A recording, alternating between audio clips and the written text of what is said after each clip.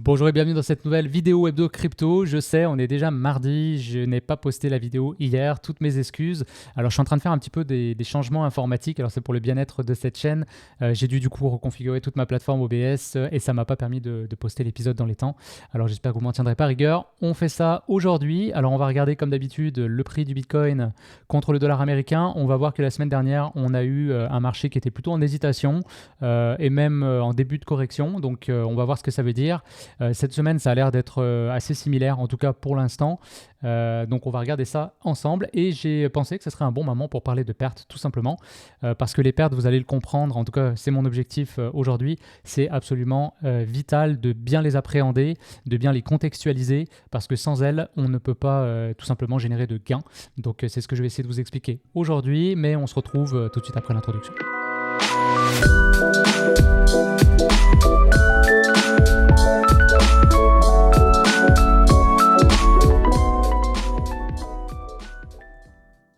Et voilà, alors on se retrouve sur le graphique du Bitcoin contre le dollar américain et j'ai décidé de laisser les tracés qu'on avait fait ensemble la semaine dernière. Alors pour ceux qui n'ont pas vu l'épisode, je vous invite à aller l'écouter. On a parlé de la cyclicité du Bitcoin et on a décrit les différentes phases d'évolution du prix, donc à savoir les phases de correction, les phases de consolidation et les phases d'expansion, donc les marchés haussiers.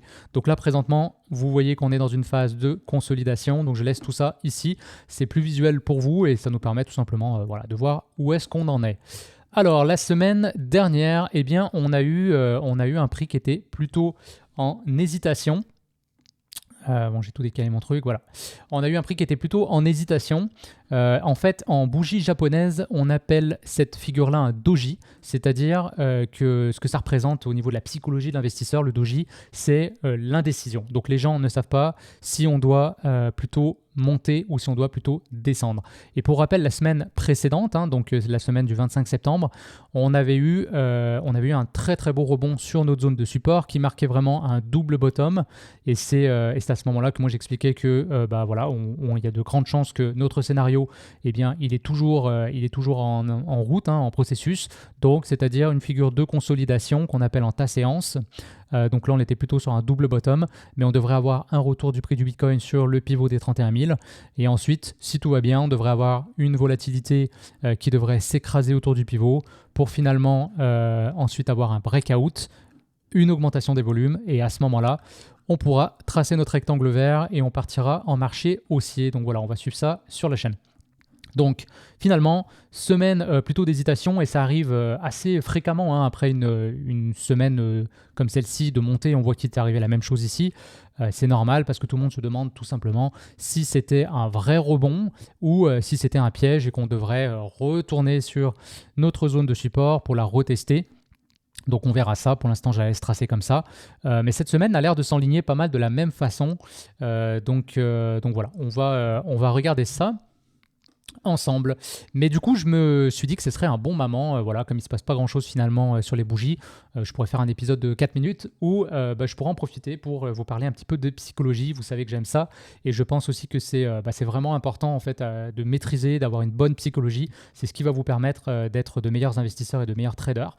Donc voilà, aujourd'hui je voulais, comme je le disais en introduction, vous parler de pertes parce que souvent on a, laissez-moi repasser en plein écran, on a une mauvaise image des pertes et même si on retourne sur l'origine du mot, c'est vrai qu'une perte, a loss en anglais, on est vraiment dépossédé de quelque chose et je pense qu'il n'y a personne qui peut dire qu'il est à l'aise avec les pertes en fait. On a tous tendance à vouloir fuir les pertes, on préfère gagner, on préfère amasser des choses. Si c'est dans le cadre du trading ou de l'investissement, on espère gagner de l'argent. On fait tout ça pour ça en fait, on fait tout ça pour gagner de l'argent. Donc quand on perd finalement, on a l'impression que c'est l'opposé de ce qu'on essaye de faire. Donc on n'atteint pas nos objectifs et on s'éloigne de nos objectifs. Alors en fait, la bonne façon de voir les pertes. Il faut recontextualiser ça dans votre esprit parce que sinon, ça va être extrêmement douloureux pour vous, le parcours d'investisseur et de trader. Ça l'a été pour moi. Ça l'est de moins en moins parce que justement, il y a un travail constant de ma part sur justement replacer la perte pour ce qu'elle est, c'est-à-dire une opportunité de gagner de l'argent dans le cadre, encore une fois, du trading ou de l'investissement. Mais je pense qu'on pourrait même extrapoler à la vie en général. Si vous n'êtes pas prêt à perdre, alors vous n'êtes pas prêt à gagner. sais pas si vous avez déjà entendu cette phrase-là. Je trouve qu'elle est extrêmement puissante. Parce qu'en fait, c'est avec la notion de risque. Vivre est un risque. Si vous voulez pas de risque, bah c'est la mort. La mort, c'est fini, il n'y a plus aucun risque. Il n'y a plus rien en enjeu. Il n'y a plus d'enjeu, il n'y a plus rien à jouer, c'est ça que je veux dire. Il n'y a plus rien at stake. Donc, à ce moment-là, risque zéro. Si on a quelque chose à perdre, alors on a quelque chose à gagner. Et en fait, cette perte-là, il faut la voir comme un outil. D'accord ? C'est comme un entraînement. Si vous voulez performer en sport, vous devez vous entraîner, vous devez suer. Vous allez vous blesser, vous allez échouer, vous ne battrez pas votre record à chaque course, par exemple. Mais pour arriver à battre votre record, il faut être prêt à passer par là. Eh bien, c'est un peu la même chose.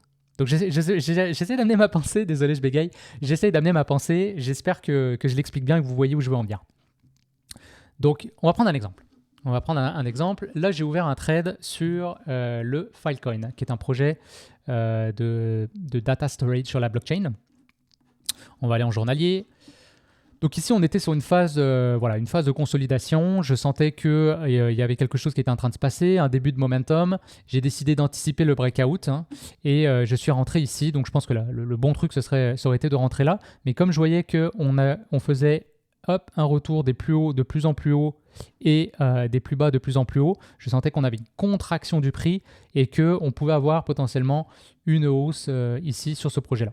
En plus, on était à un point intéressant parce que donc quand je trade, je vais toujours trader avec un stop loss. Je l'ai déjà expliqué dans la vidéo où je parlais de comment on crée notre propre stratégie de trading et je vous disais que pour calculer la performance d'une stratégie, on n'a pas le choix, il faut trader avec un stop loss parce que si vous n'avez pas de stop loss, vous ne pouvez pas dimensionner votre gain. Et si vous ne pouvez pas dimensionner votre gain, vous ne pouvez rien mesurer. Donc c'est ce qui est symbolisé ici. Le rectangle rouge, la ligne blanche, c'est où est-ce que je suis rentré, ici. Si on est dans le rouge, je suis en perte. Et si on est dans le vert, je suis en gain. Ensuite, donc quand on rentre en position, on pense avoir raison, sinon on ne serait pas rentré en position. Mais on n'en sait rien. Il peut se passer n'importe quoi. Ça, c'est vraiment, il faut l'admettre. Les marchés sont complètement... il y a une grande part d'aléatoire sur les marchés. Et il faut être prêt à l'accepter. C'est vraiment de l'ordre de l'ego si vous décidez de rester en position alors que finalement votre stratégie est invalidée, que vous avez des signaux contraires qui vous disent que vous vous êtes trompé. Si vous n'acceptez pas de prendre votre perte, ça veut dire que vous n'acceptez pas d'avoir tort. Et si vous n'acceptez pas d'avoir tort, vous avez un sérieux problème. Parce que, bon, déjà dans la vie, ça peut vous poser des problèmes, mais les marchés, ça va être encore plus violent. Parce que le marché, il n'en a rien à foutre de si vous avez raison ou si vous avez tort. Lui fait sa vie. Donc, il faut pas vous battre contre le marché. Il faut absolument accepter la grande part d'aléatoire. Donc, dans tout ce chaos, ce que vous maîtrisez, en fait, la seule chose que vous maîtrisez, ou presque, parce que bon, il y a plus de choses que ça quand même, mais une des seules choses que vous maîtrisez, c'est le risque. Et du coup, c'est pour ça qu'il faut embrasser le risque, il faut l'accepter, il faut l'accueillir comme le fondement de la fondation de votre stratégie. Parce que vous pouvez le décider, vous le contrôlez, et en le contrôlant, dessus, vous pouvez construire des choses. Donc là, par exemple, moi j'ai dit que si on repartait plus bas que ce plus bas-là, clairement, je me suis trompé. On repart potentiellement sur une correction plus forte. On retourne, on verra. Mais là, on avait une zone de support importante. Une zone de support qui a été travaillée plusieurs fois depuis le mois de décembre de l'année dernière. Ok, on a eu un nouveau très beau rebond. Et là, on est venu, un peu comme sur le Bitcoin, la figure ta séance, on est revenu autour d'un pivot là, que j'ai tracé au niveau des 3,50. D'accord ? Encore une fois, un chiffre rond, ça revient souvent. Je me suis dit que si on repartait plus bas que ça, je m'étais trompé, mieux valait sortir. Donc ça, c'est ce que je suis prêt à perdre, c'est mon risque. Et ensuite, ce qui est intéressant, c'est qu'on est plutôt là dans ce qu'on appelle un range. Donc on a deux bornes importantes ici, du coup, que c'est plutôt une résistance et là, c'est plutôt un support. Et là, on est plutôt proche du support. Donc c'est un bon moment pour rentrer en position parce que ça veut dire que si j'ai raison, le mouvement finalement à la hausse peut aller au moins jusqu'au début de cette zone de résistance. Donc j'ai une asymétrie entre mon risque et mon gain. Et le calcul ici, on le voit, le ratio risk-reward, c'est 2,43. Donc ça veut dire que je peux gagner plus que 2 fois ce que je suis prêt à perdre. Donc ça, c'est un très bon ratio. Donc ça, c'est ce qu'on verra. Je vais laisser la position ouverte pour le fun et c'est vraiment symbolique. Je la laisse ici, ça permet d'illustrer notre discussion du jour sur les pertes. Donc là, j'ai aucune idée de si je vais gagner ou si je vais perdre, mais c'est pas important. Ce qui était important, c'était de prendre action sur un signal que j'attendais et que j'ai vu. Et d'avoir un risque qui soit mesuré par rapport à mon capital de trading, ce que je suis prêt à trader. Parce que moi, j'ai donc une partie, le plus gros, c'est de l'investissement sur la crypto-monnaie. J'estime qu'à ce moment-là, de la cyclicité, je renvoie à nouveau sur l'épisode de la semaine dernière, je pense que l'investissement est le plus intéressant parce qu'on est sur un marché qui est très indécis, qui est de temps en temps très volatile aussi. Donc trader en ce moment, c'est assez dangereux, honnêtement. Vous êtes mieux d'investir sur des bons projets. Il y a plein de super top projets qui peuvent faire des x10, des x20 juste en retour sur ATH. Donc moi, je vous encourage plutôt sur cette chaîne, vous le savez, à investir, faire vos devoirs, vos recherches sur les projets, plutôt qu'à trader. Mais après, plus le bull run va avancer et plus on va pouvoir potentiellement ouvrir certains trades. En tout cas, moi, c'est ce que je prévois de faire. Et là, j'essaie de me remettre tranquillement parce que ça a été le bear market pour moi aussi, donc une période où j'ai presque pas tradé. Donc voilà, là, je me remets tranquillement au trading. Je remets un orteil dans l'eau. Donc c'est avec une exposition qui est vraiment marginale. Et de façon générale, en money management, ce qu'on recommande, c'est d'avoir vraiment, il faut que chaque perte soit insignifiante pour vous. Si la perte est trop importante, votre psychologie ne sera pas la bonne. Donc on dit par exemple des fois en trading qu'il ne faut pas risquer plus que 1% de son capital ou 2%. Moi je trouve qu'on devrait plutôt risquer 0,5% ou 0,25%. Donc c'est sûr que vous gagnerez moins, mais vous aurez une psychologie absolument parfaite pendant toute la durée de l'opération. Et c'est ça qui est vraiment crucial. Donc, quand vous prenez des positions, des paris comme ça spéculatifs sur le marché, assurez-vous que si vous avez tort, et cela va arriver souvent, que vous ne soyez pas dans une situation qui va être difficile à vivre pour vous psychologiquement. Voilà, tout simplement. Et assurez-vous aussi que si vous avez raison, par contre, et ça aussi ça va arriver, que vous allez gagner plus que ce que vous allez perdre. Et ça, j'en ai déjà parlé sur la chaîne. Cette asymétrie risk-reward, elle est capitale si vous voulez tirer profit en tant qu'investisseur ou en tant que trader. Assurez-vous toujours d'avoir les chances en votre faveur. Donc, pour résumer tout ça, il n'y a pas grand-chose qu'on maîtrise sur les marchés. Une des seules choses qu'on maîtrise, c'est notre risque. Ensuite, c'est d'avoir une stratégie que vous avez éprouvée, que vous avez backtestée. Et ça, je vous renvoie à la vidéo où je vous expliquais comment faire. Donc comme ça, vous partez avec un léger avantage statistique.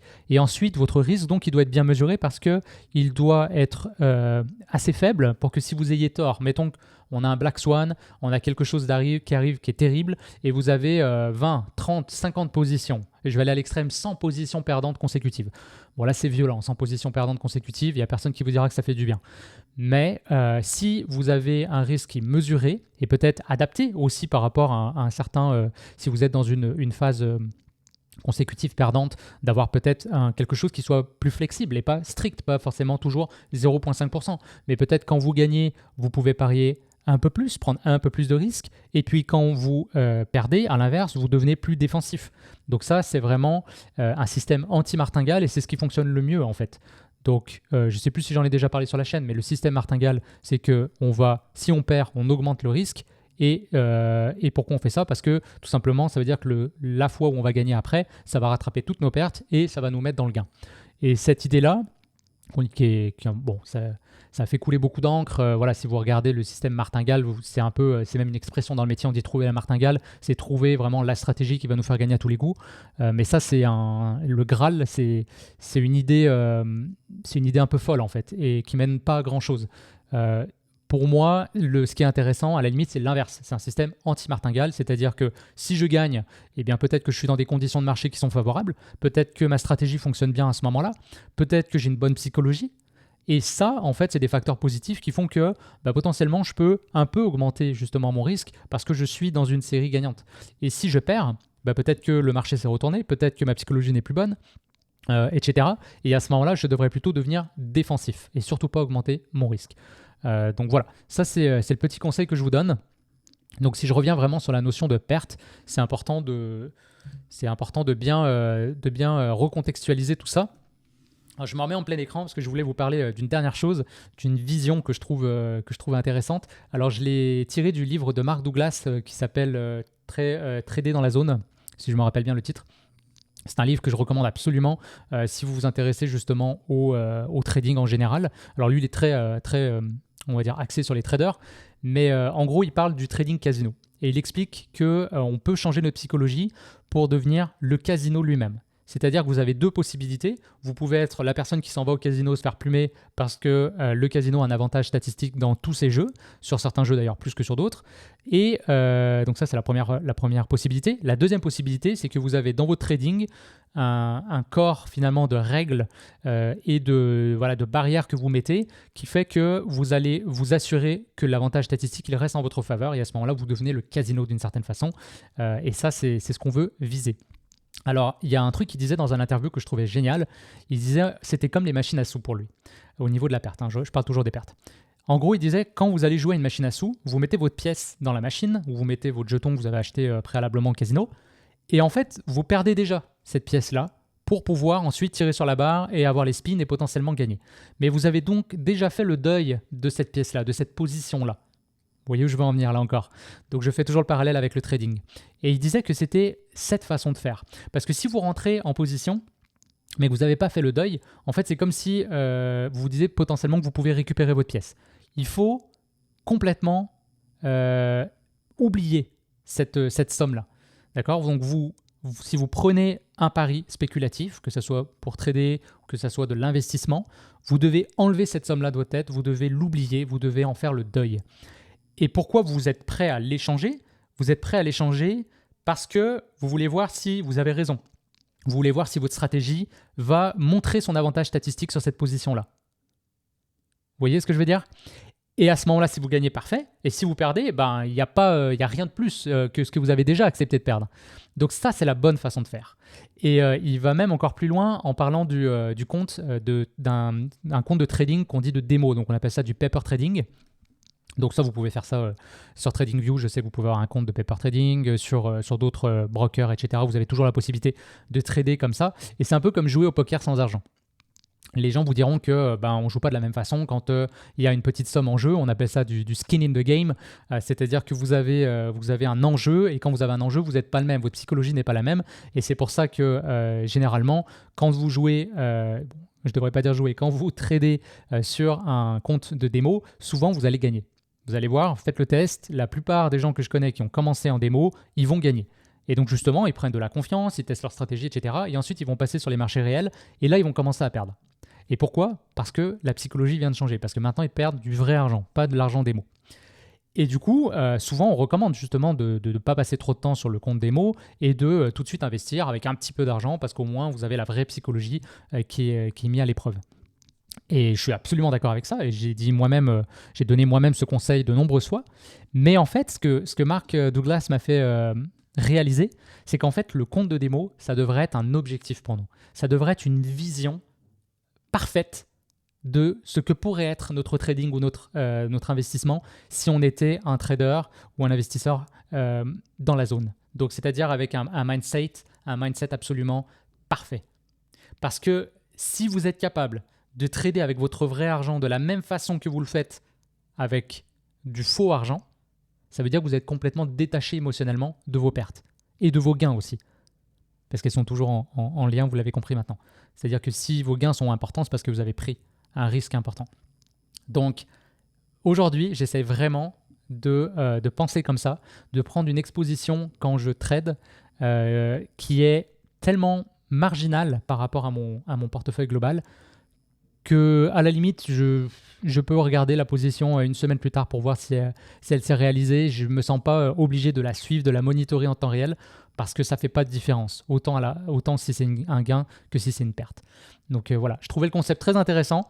Donc voilà, c'est ce que je voulais vous partager aujourd'hui. J'espère que ça vous a plu. Alors c'est un épisode un peu différent, mais en même temps, quand le marché ne fait pas grand-chose comme ça, je pense que ça peut être plus pertinent pour vous que je vous partage ces petites anecdotes et puis ces petits conseils au niveau de la psychologie. Dites-vous aussi que c'est ce qui fera probablement la différence sur le bull run. Donc le bull run, il va arriver. On n'est toujours pas là. On est toujours en consolidation. On va suivre ça ensemble. De toute façon, je vous laisse vous abonner à la chaîne si vous voulez manquer aucun épisode. Mais c'est certain que le bull run va arriver à un moment donné. Et quand il va arriver, on sera prêt. Donc c'est le bon moment en ce moment pour justement parfaire votre stratégie, parfaire votre mindset, parfaire votre money management, etc., allouer certains fonds, faire des recherches, faire vos devoirs et analyser les différents projets, les différents narratifs sur le marché, qu'est-ce qui s'en vient, qu'est-ce qui fonctionne. Donc voilà, c'est le bon moment pour le faire. Moi, je suis là pour vous aider, je suis là pour vous encourager. C'est vraiment le but de cette chaîne. Je vous donne mon temps, je vous donne mes connaissances, mes compétences et je le fais avec beaucoup de plaisir. Donc, moi, tout ce que je vous demande, c'est de me laisser un petit like sous la vidéo, de vous abonner si ce n'est pas déjà fait et puis pourquoi pas partager également avec les gens autour de vous voilà, qui s'intéressent un peu à l'investissement, au trading, etc., à la crypto. Merci beaucoup. Je ne vous tiens pas plus longtemps là pour aujourd'hui. Je pense qu'on a fait le tour. Je n'ai pas vu combien de temps on a enregistré, 20 minutes et quelques. Bon, c'est parfait. Je vous souhaite une excellente semaine. Et puis, je vous dis à lundi prochain. Cette fois, c'est promis. On se voit lundi prochain. Merci tout le monde. Ciao.